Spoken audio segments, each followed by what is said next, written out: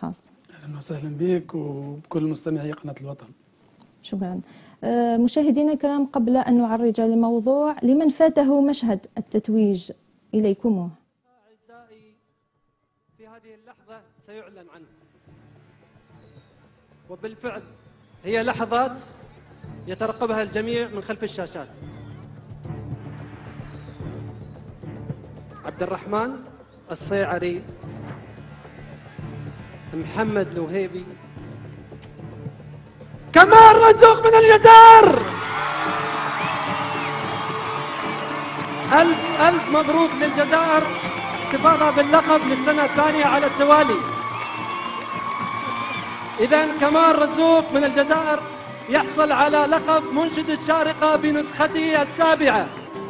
الفائزين بلقب منشد الشارقة، تحية كبيرة منكم جمهورنا الكريم. في هذه الأثناء طبعا الكل فرح، الكل يشعر بلحظة فخر واعتزاز هذا الفن عندما يخدم ويدعم. لا شك أن الجميع هنا بفرحة. سيد كمال، رأيتم لحظة التتويج وكانت مؤثرة جدا، يعني حتى أنك بكيت في، وهذا يعني بشهادة كل الجمهور، حتى أن الجمهور تأثر الحاضر ومن وراء الشاشة. الشعب الجزائري وهو متذوق للفن وكان حاضرا بقوة من خلال التصويت ومن خلال الحضور في إمارة الشارقة. كيف وجدتم هذا الجمهور من خلال مشاركتكم في البرنامج؟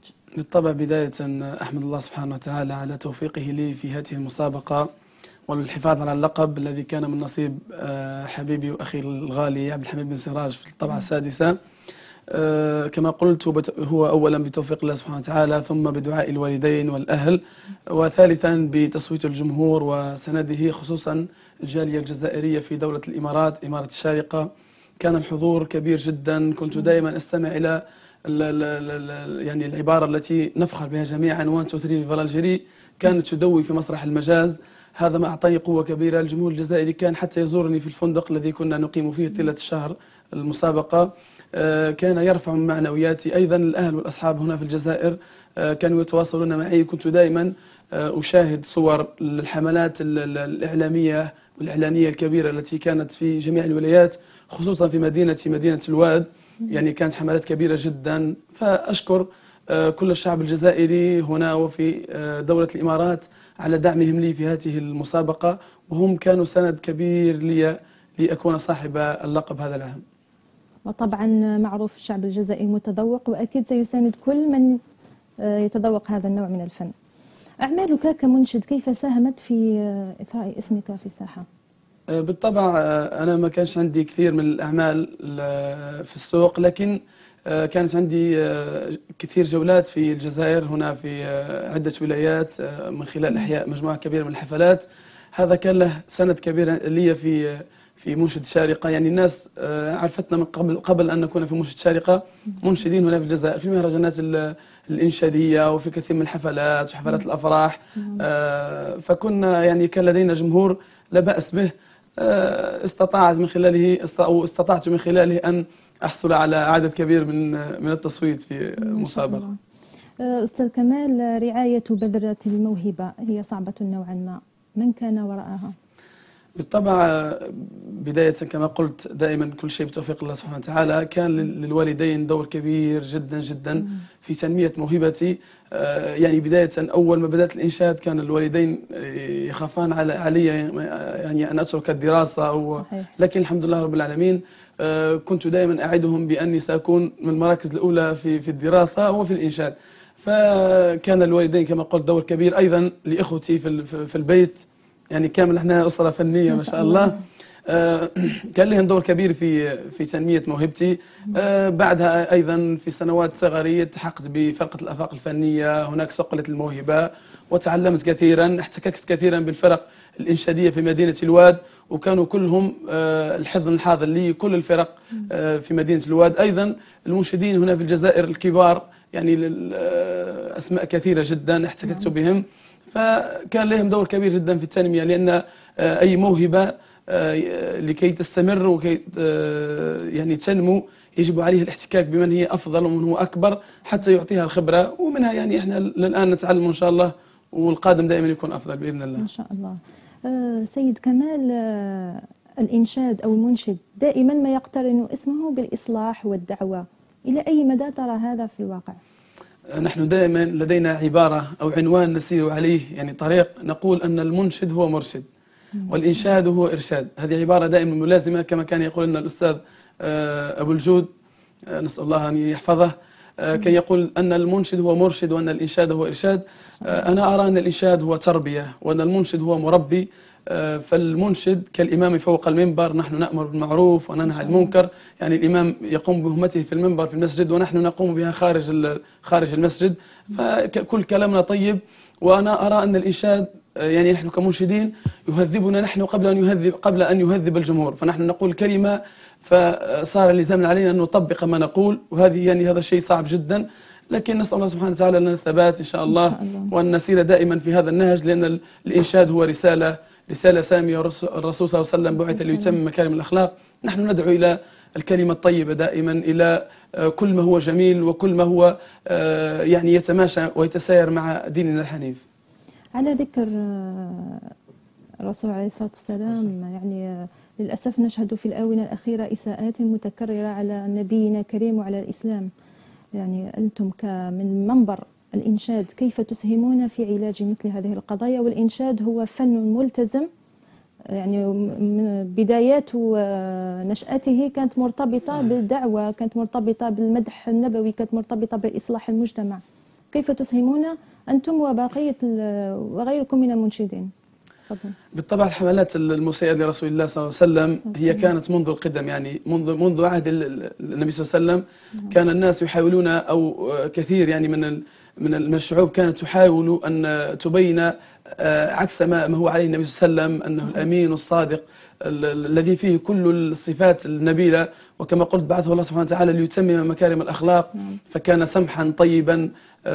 نحن بالطبع في الإنشاد نرد عليهم بالكلمة الطيبة، أن نظهر محاسن النبي صلى الله عليه وسلم ونبين أخلاقه وشيمه. فالنبي صلى الله عليه وسلم يعني أنا أدعو الناس من هذا المنبر أن يردوا على هؤلاء الناس بأن نري صورة المسلم أو المؤمن الحقيقية، لأن نحن يعني كما نقول دائما أنا في احتفالات النبي صلى الله عليه وسلم نقول خير احتفال بالنبي محمد هو أخذكم بشريعة القهار. فيجب نحن كمسلمين أن نظهر سماحة الإسلام ونظهر صورة المسلم الجميل الخلوق الذي منهجه القرآن ودستوره القرآن، وبهذه الأشياء نقدر أن نرد عليهم. والنبي صلى الله عليه وسلم هو مكرم معزز من الله سبحانه وتعالى، لن تستطيع أي قناة وأي شعب وأي إنسان وأي جريدة وأي صحيفة أن يعني تحتقر أخلاق النبي صلى الله عليه وسلم، فكل الناس تعلم هذا، لكن هذه سنة الحياة. أستاذ كمال، أنت تتحدث عن الإعلام، هم هاجمونا بالإعلام، ونحن إعلامنا ماذا يفعل؟ يعني في الحقيقة هذا الإنشاد كيف توظفونه في الإعلام لنصرة هذه القضية؟ بالطبع نحن من خلال يعني الحمد لله رب العالمين، خصوصا المنشدين الجزائريين الآن معظم فيديو كليباتنا، يعني لأنها هي الظاهرة في القنوات الإعلامية كلها في مدح النبي صلى الله عليه وسلم، تبين صفاته، تبين للغرب مدى سماحة النبي صلى الله عليه وسلم. فكل المنشدين وكل الفرق الإنشادية هنا في الجزائر تربت على مدح النبي صلى الله عليه وسلم وعلى ذكر صفاته وعلى كلامه. فيعني ومن هذا أيضا المنبر ندعو كل القنوات إلى أن تدعم الإنشاد، لأن الإنشاد هو الكلم الطيب العفيف الجميل الذي فيه مدح الحبيب محمد صلى الله عليه وسلم. ومن خلال هذا المنبر يعني هم بدأوا بالإعلام، نحن يعني ننافسهم بالإعلام، لا نبقى يعني ننتقد، لكن نحن أيضا نوري صورة أخرى جميلة للنبي صلى الله عليه وسلم، لأن أظن أن النقد لا يفيد، يعني ننقد الصحيفة الفلانية قالت كذا ويجب، لكن لو نحن نعمل أو إعلامنا يعني يعمل بنفس الوتيرة التي يعملون بها النبي صلى الله عليه وسلم سوف نتفوق عليهم بإذن الله، لأن نحن الحق وهم الباطل، والحق دائما يتفوق بإذن الله. يعني دولة الحق ساعة ودولة الباطل، دولة الباطل ساعة ودولة الحق حتى قيام الساعة. وهذا ما يجب أن نستمر فيه يا أستاذ. يعني من خلال يعني ماذا تلاحظ؟ هل المهرجانات المناسباتية التي تنصر الرسول صلى الله عليه وسلم والإسلام في حقيقة صارت مناسبتية، يعني هل هو إساءة للرسول صلى الله عليه وسلم كانت منذ القدم؟ هل لما تقوم الآن صحيفة صفراء بمهاجمة الرسول ننهض نحن بالتنديد أو ما شابه ذلك؟ بالطبع للأسف نحن فينا هذا الأمر، يعني عاطفيين. نعم، نحن دائما وهذه في كل الاشياء، حتى مثلا في ضربه غزه مثلا. نحن دائما بعد كل اساءه نقوم وكذا وسنفعل، لكن لا نستمر على تلك الوتيره. وانا دائما اقول وادعو الى العمل، لا الى الكلام. يعني نناشد وفي نفس الوقت نطبق. مثلا النبي صلى الله عليه وسلم، نحن يعني كمسلمين هذا الامر يحزننا ونقوم ونتكلم ونندد، لكن يجب ان تستمر هذه الاشياء ونعمل عليها ولا نتناسى. يعني نحن ننسى ونتناسى هذا الامر في بعد، يعني مثلا الانسان صلى الله عليه وسلم بعد اسبوع اسبوعين بعدها خلاص لا تجد لا اعلام ولا صحيفه تتكلم عن النبي صلى الله عليه وسلم. هذه شيء لازم يجب الى قيام الساعه. نحن دائما نظهر سماحه النبي صلى الله عليه وسلم. ايضا نحن كمسلمين نظهر صوره للغرب بان الاسلام أو هذه أخلاق النبي صلى الله عليه وسلم، التعايش والمحبة وكل الأخلاق السامية إن شاء الله. في هذا الإطار هل فكرتم كمنشد، يعني ولم نسألكم عن هل لديكم فرقة أو لا، إن كانت لديكم فرقة هل فكرتم في التنسيق مع منشدين أو فرق في إقامة مهرجان مناسبتي كما كنا نحكي؟ بالطبع نعم. لدينا فرقة هي فرقة نجوم صوف في مدينة الواد. نعم. والحمد لله رب العالمين نحن في مدينة الواد فرقنا كلها يعني أخوية مع بعض. فقبل يومين تقريبا كنا في جلسة مع كل الفرق الإنشادية وفكرنا في هذا الأمر، وإن شاء الله قريبا جدا بمدينة الواد راح تشوفوا إن شاء الله مهرجان عنوانه نصرة للحبيب محمد صلى الله عليه وسلم. سنحاول من خلاله استدعاء كثير من المنشدين داخل وخارج الوطن على شكل تظاهر، يعني على شكل تظاهر إن شاء الله. فيه كثير من الدعاة، وإن شاء الله أن تكون إن شاء الله قناة الوطن حاضرة بقوة في هذا المهرجان. أكيد إن شاء الله قناة الوطن دائما ستكون موجودة لتغطية مثل هذه الأمور الناصرة بقضايا الأمة. ما عساني أن أقول إلا أن الإعلام يجب أن يكرس دوره في تثبيت مثل هذه الفنون.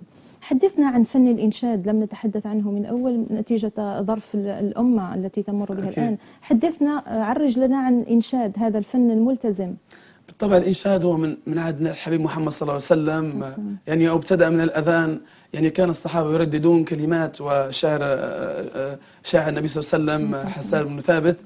ويعني من هناك انطلق الإنشاد بمدح الحبيب محمد صلى الله عليه وسلم بذكر الله سبحانه وتعالى. وهكذا الآن الإنشاد صار يعني أكثر تطورا. يعني نحن عرجنا على كل المواضيع، مسنا يعني مواضيع المجتمع، صرنا نتكلم عن احترام الوالدين، عن حب الوطن، على كل الأخلاق السامية. وهذا ما زاد في قوة الإنشاد وزاد في انتشاره. والآن ما شاء الله نلاحظ في كثير من القنوات الفضائية الإعلامية العالمية نلاحظ كليبات الإنشاد، مثلا ماهر زين ونرى سامي يوسف. فهذا شيء جميل يفرحنا. وأيضا ظهور كثير من المنشدين الجزائريين، وهذا شيء يعني نثمنه في الجزائر، أن كل تقريبا المهرجانات العالمية دائما نجد اسم المنشد الجزائري يتفوق في هذه البرامج. وهذا دلالة على قوة فرقنا الإنشادية وقوة مستوى الفن الإنشادي الجزائري. ونستطيع نحن إن شاء الله أن نقيم مهرجان أيضا مثل مهرجان منشد الشارقة. صحيح. وأنا متأكد أنه سيكون أقوى كثيرا لأن الجزائر لها جمهور ذواق للإنشاد، لها جمهور كبير جدا متابع. وحتى المنشدين الخارج الجزائر يقولون المنشد إن لم يستدعى من طرف الجمهور الجزائري لحفل في الجزائر لم يدخل العالمين.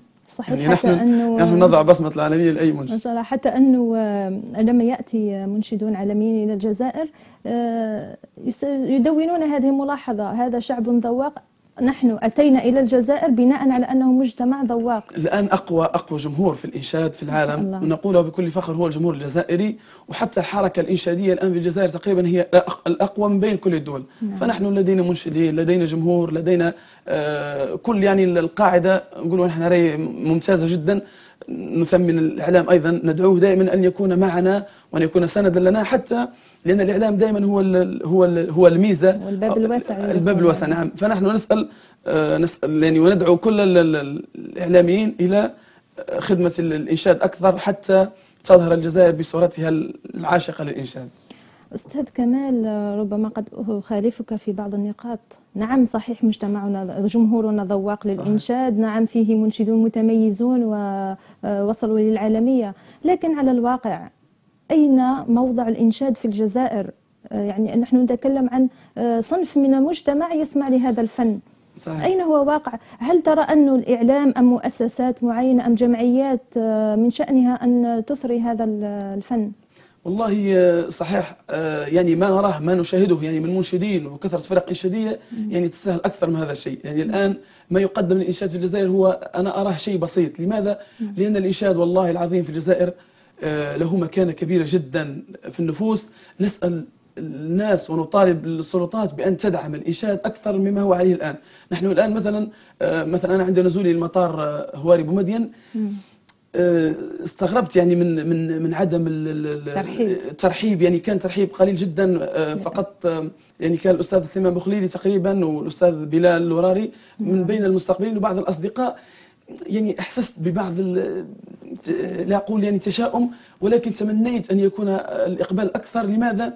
لأن يعني من يرفع راية الجزائر في الإنشاد وفي الكلم الطيب يجب أن تكون له يعني دعم أكبر. صحيح هي الدعم سيكون رمزي، لكن ترفع المعنويات. أنا قبل يومين كنت أو قبل 3 أيام كنت مع والي ولاية الواد يعني بارك الله فيه ورئيس البلدية وبعض الأعيان الولاية حين حضروا وحضرتهم التكريم حفل التكريم. قلت لهم على المباشر في إذاعة الواد من الجزائر أنا الآن أحسست بقيمة نصري أو تفوقي في الجزائر في تلك اللحظة. فهذا شيء جميل، وهذا يترك المواهب في كل المجالات يعني أخرى من غير الإنشاد في الرسم والمسرح وإلى غير ذلك يطمحون ويأملون إلى العمل أكثر. لماذا؟ حين يعلمون بأن الجزائر ستثمن هذا العمل الذي قاموا به، ورفع الراية الوطنية هو أمر صعب جدا. صحيح. أنا لما نزلت وسجدت بكيت، لم أبكي يعني فرحا بفوزي، ولكن بكيت لأنني كانت عندي مسؤولية كبيرة جدا، وأن الشعب الجزائري كله يشاهد أن الحكومة الجزائرية تشاهد في ابنها في مدينة الإمارات يرفع راية العالم الوطني. والحمد لله رب العالمين كان دائما العالم الوطني يرافقني، وأنا كل شرف به، والحمد لله تفوقنا والحمد لله. ما شاء الله. يعني حتى نعرج الموضوع، لما كنت في الشارقة ذكرت أنه بلغة دارجة أقاموا لي كورتاج جزائري في الشارقة. يعني حدثنا والله كان جو رهيب جدا جدا. كنت ما حسش بالغربة في دولة الإمارات. لماذا؟ بحضور جزائريين طبعا. الجزائريين كانوا دائما أصدقائي المنشدين حوالي 13 آخرين يحسدونني كثيرا على الجمهور الجزائري. يعني يزورني الفندق، كل العائلات الجزائرية زارتني الفندق ويعرضوا فينا أي روح ناكلك الشخشوخة الجزائرية روح تاكل. فالحمد لله رب العالمين، لدرجة أن أحيانا يعني من كثرة العرضات الجزائرية صرت نجمع ما بين 5 عائلات يعملون يعني نعمل أكل جماعي وليمة ومنشد شارقة مع بعضنا. يعني ألفنا بين قلوب كثير من العائلات يعني ما كانش تعرف بعضها بمنشد شارقة. الجمهور صار يعرف بعضها ونلتقي ولازم نعمل سهرة مع بعضنا ولازم نلتقي. فكان جو جزائري قوي جدا، لدرجة أن لجنة التحكيم أيضا حفظت 1 2 3 فالنجري. هذا فخر لي وللجزائر. هذا الشعار الدولي. لا. أستاذ، سنتطرق الآن إلى قضية أخرى لا تقل أهمية عن قضية إساءة الرسول صلى الله عليه وسلم، قضية الأمة، قضية فلسطين. ذكرت خلال تصريح لك في التكريم أنك تحيي كل الجزائريين والشعب الفلسطيني. ما سر هذه الدمج؟ يعني ولو أنه ليس غريب، ولكن في توقيت التكريم بالضبط. بالطبع أنا من بين المتابعين جدا من غير الجزائر لي هم الشعب الفلسطيني، دائما يدعموني. كنت أنا في كل البريمات كان كثيرا من الأحباب في الشعب الفلسطيني أعرفهم ولا أعرفهم يرسلون عن طريق الفيسبوك أو تويتر أو الانستغرام. يعني الدعم بالحضور، أنت ممثلنا، لأن الممثل الفلسطيني هذا العام لم يتواجد. فكان دائما يقولون أنت ممثلنا، نحن الآن نساندك. يرسلوا لي صور الأهل يعني والعائلات الفلسطينية هي تدعمني. فأنا قلت في البرايم الأخير وطلعت في البرايم الثالث بلبس فلسطيني يعني كتحية للشعب الفلسطيني، هذا الشعب الأبي الصامد في محنه الكثيرة. وحبيت نبين له أن الشعب الجزائري لن ينسى دائما الشعب الفلسطيني، نحن معكم دائما أبدا. وذكرت في البرنامج الأخير حين سألني المنشط كمال أنت هل ستحافظ على اللقب قبل الصعود إلى البرنامج؟ قلت له إن شاء الله سأحافظ على اللقب. قال لي ليش؟ قلت له معي الشعب الجزائري والشعب الفلسطيني، والحمد لله رب العالمين نحن دائما نرفع راية العلم الوطني الجزائري وأيضا معها راية العلم الفلسطيني. وفرحت كثيرا في الواد حين استقبلوني الشباب العالم الجزائري والعالم الفلسطيني، ونبقى دائما نحن أحباب، وتبقى دائما القضية الفلسطينية هي القضية الأم. على ذكر القضية الفلسطينية، هل ممكن أن تطربنا ببعض من شيء فلسطيني؟ شيء فلسطيني، طابع فلسطيني أو جزائري، المهم شيء فلسطيني. والله ما نسينا، والله ما نسينا، فلسطين بلدنا وجوا عينينا، راح تبقى بقلبي زي الزوادي مهما ظلمونا أو عملوا فينا. والله ما نسينا، والله ما نسينا، فلسطين بلدنا وجوا عينينا، راح تبقى بقلبي زي الزوادي مهما ظلمونا أو عملوا فينا. آه آه آه آه آه يا طير الطاير ودي سلامي، سلامي بحسرة بعدي وياك.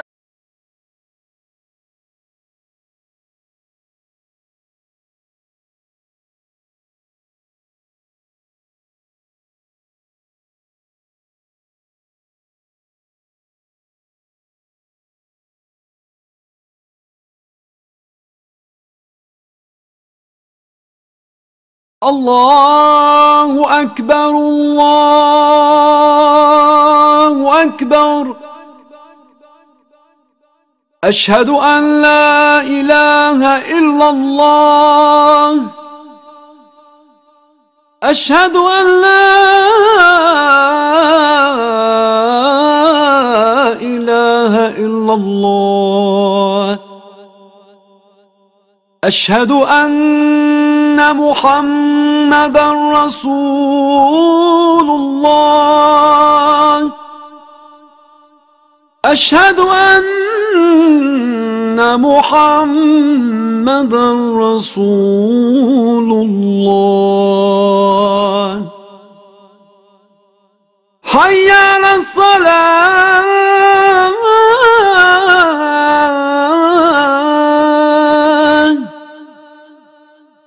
حي على الصلاة،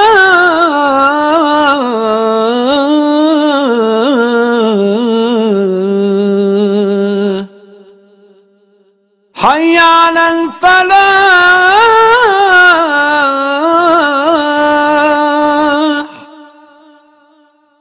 حي على الفلاح.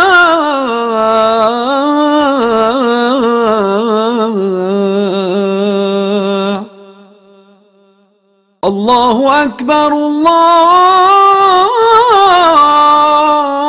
أكبر، لا إله إلا الله.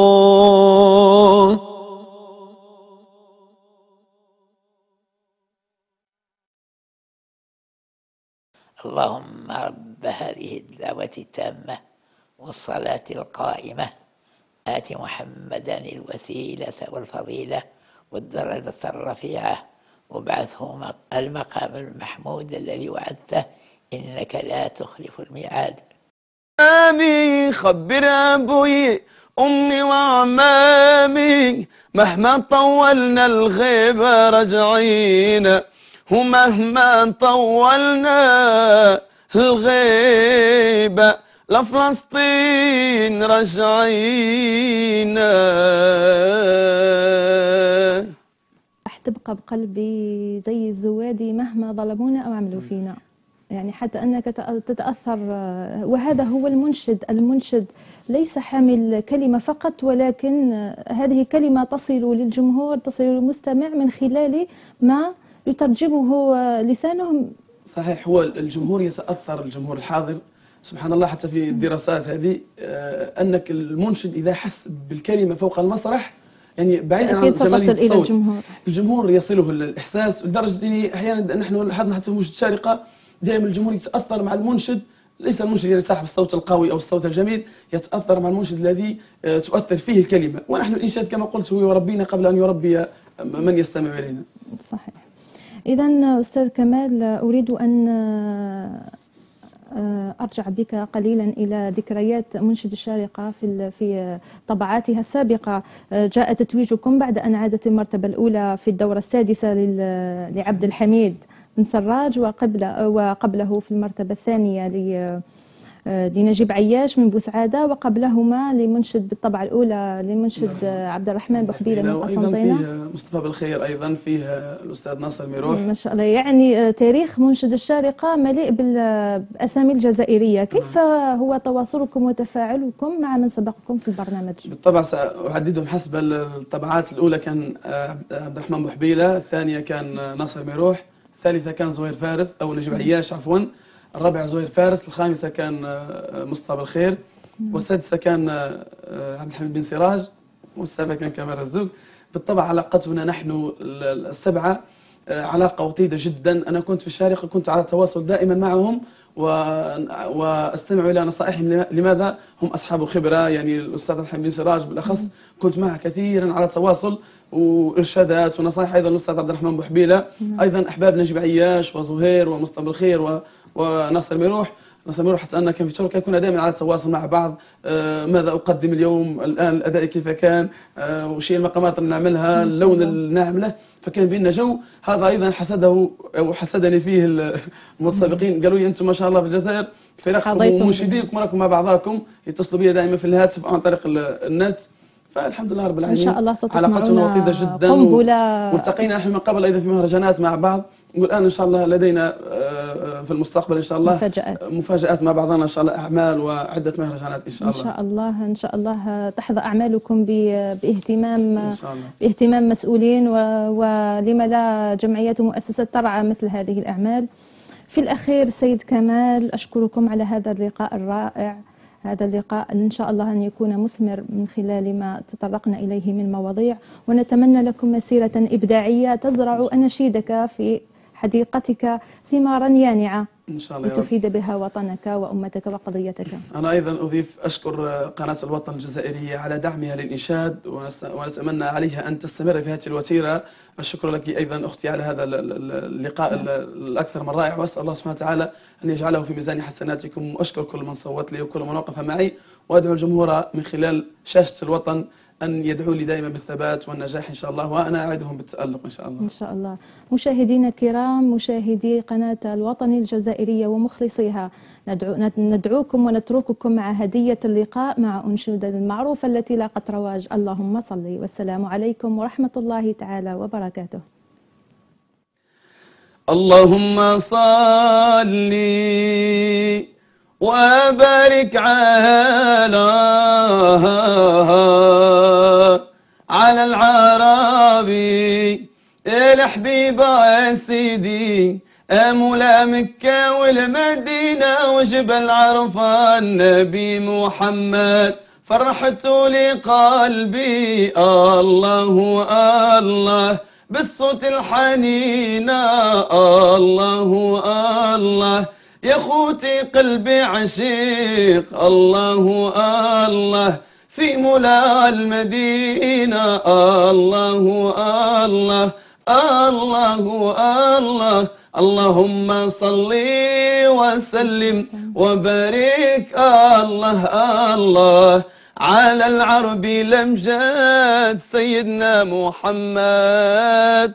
قوموا قوموا تمدحوا لله يا العاشقين لرسول الله، هذه ساعة من ساعات الله نمدح فيها برسول الله. الله الله مولانا، الله الله مولانا، الله الله مولانا، تعفو يا خالق علينا.